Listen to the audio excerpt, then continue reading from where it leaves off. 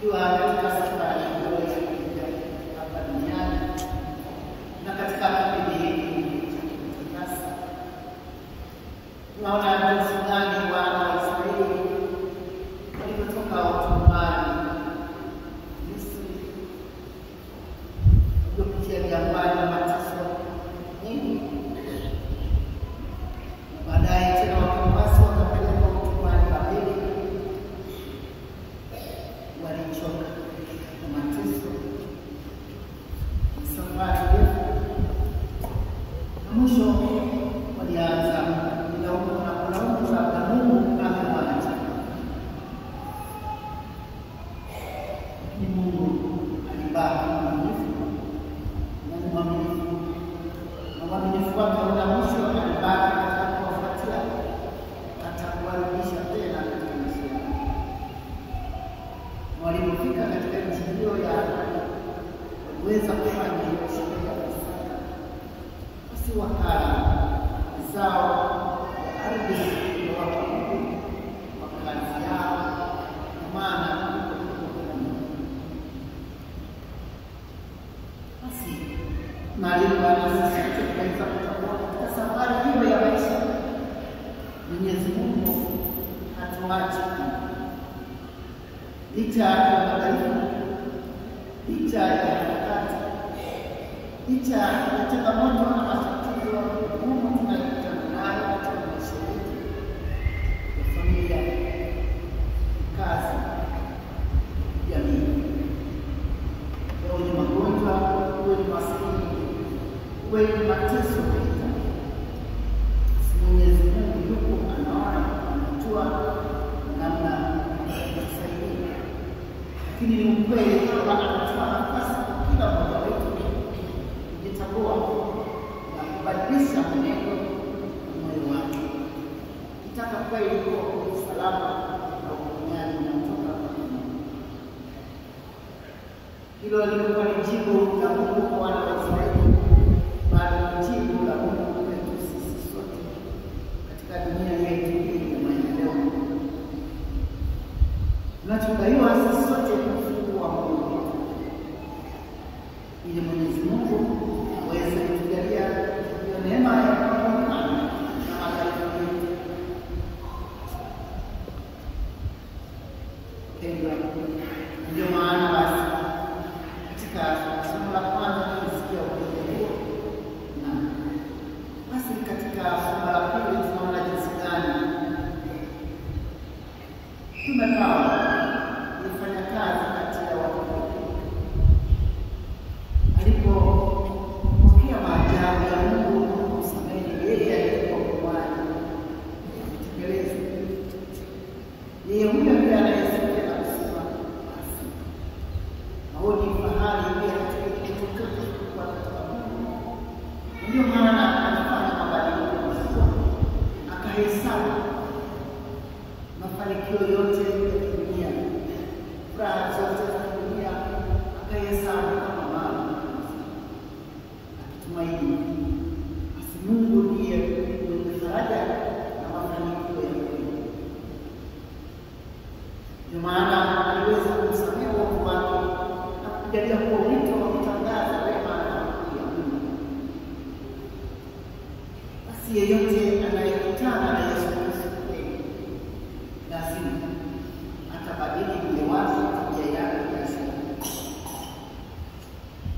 Sisi tunaalika kila mmoja wetu kupokea huo malaika wa Mungu katika maisha,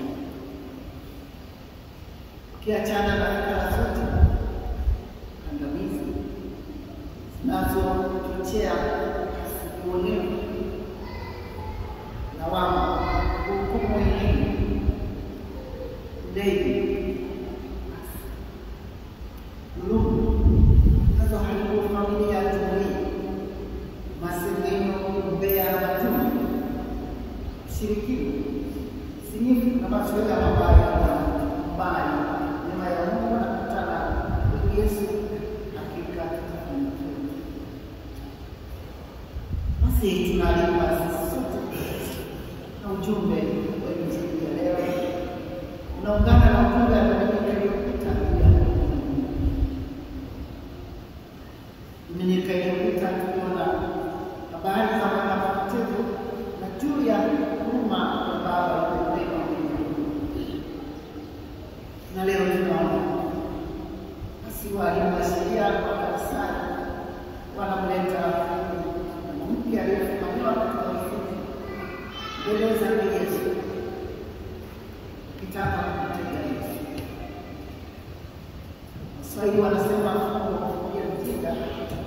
lakini mwenye kwa Mungu anatambua. Waliweza kutambua kwamba katika sheria ya Musa basi iliandikwa yote anayetenda jambo fulani hiyo basi ya mtu mmoja wanaume na wanawake walipaswa kupigwa mawe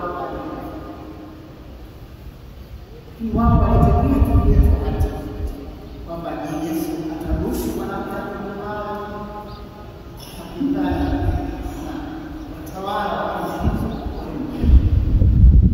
na kubali asipigwe mawe si watasema mnaisema Mungu hana huruma. Basi Yesu aliinama na kumwambia walipozidi mmoja alipojinua ni aliyosema tu mmoja yule asiye na dhambi na awe wa kwanza kujiwe. Matokeo yake basi wote waliweza kutambua uongo ndani ya mioyo yao, wakashtakiwa na ndugu zao, wakaondoka mmoja.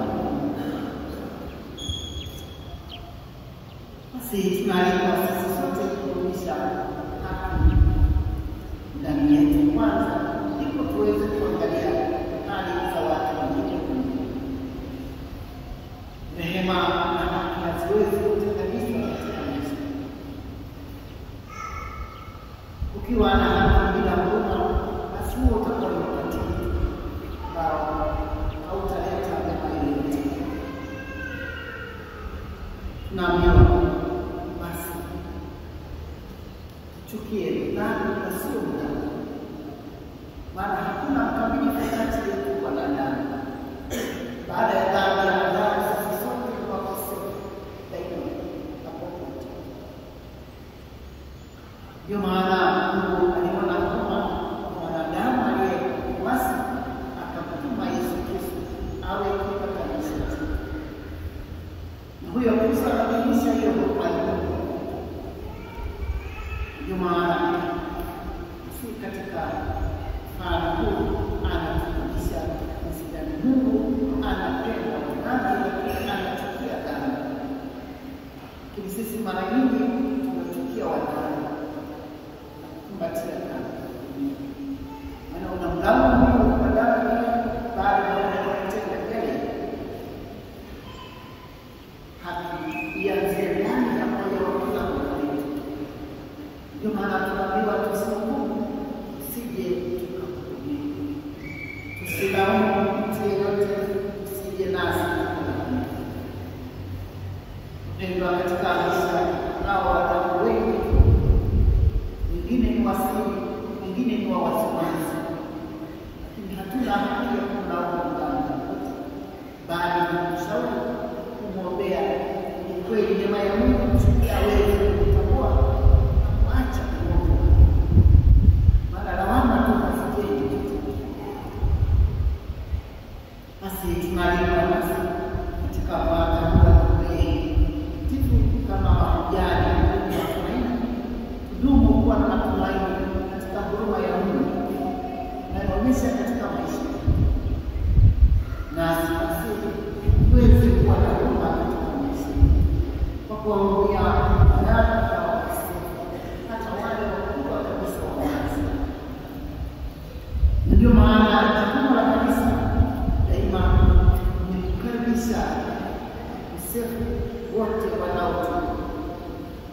Kanisa linaweza kusikanishwa na wema ndani ya wema. Kanisa pia linaweza kufananishwa na hospitali ya wadhambi kama hospitali. Kama huo ndio ukweli, tunaambiwa sisi sote katika kutafuta waliopotea, washauri, kuwaombea waweze Mungu katika imani na kumrudia Mwenyezi Mungu aliyewaumba. Ndio maana daima tunaalikwa kutambua ukweli wenye afya daima hawahitaji daktari isipokuwa Mungu. Yesu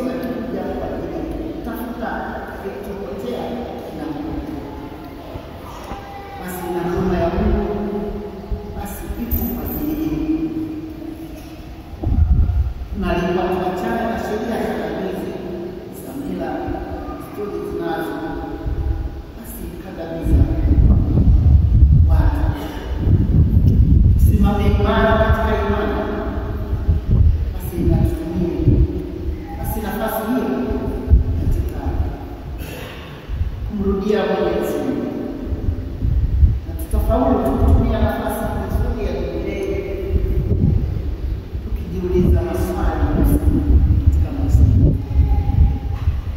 Mimi nimetoka wapi? Na ninaelekea wapi? Na kwa nini nilizaliwa hapa? Je, nafsi yangu haiwezi kuishi? Na ni nini kinatokea baada ya kifo? Je, Mwenyezi Mungu ananipenda kweli? Haya maswali kila wanapouliza anaweza kutumia wema kipindi cha Biblia na hija hapa duniani. Kweli na kwamba Mungu anatupenda na ndio maana ametuma. Soma kitabu cha Mwanzo sura ya kwanza mstari wa kwanza na wa pili. Soma sura ya pili mstari wa 15 na 17, anasema Bwana basi akamtoa huyo mtu aliyemuumba kwa upendo akamweka katika bustani ya Edeni. Tunaona katika hiyo bustani ndipo shetani alipofanya wivu mwanadamu, akamshawishi na mwanadamu akamwasi. Ndio maana basi tuko wadhani. Tuombe basi neema ya Mungu ili kweli tudumu kuaminifu katika upendo wa Mungu. Bwana wetu Yesu Kristo katika mfano aliotoa tunaona msalani walipotoweka wale wote waliomshtaki, alibakia huyo mwanamke mdhambi na Yesu ambaye hakuwa na dhambi. Badala ya Yesu ndiye alikuwa na haki ya kutupia jiwe la mama, Yesu alimwambia Mungu akamtupia msalaba.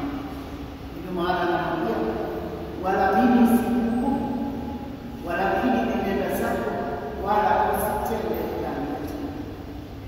Ndio tunapopata neema hiyo ya kutambua na kutoka kwa Mungu, lengo kubwa liwe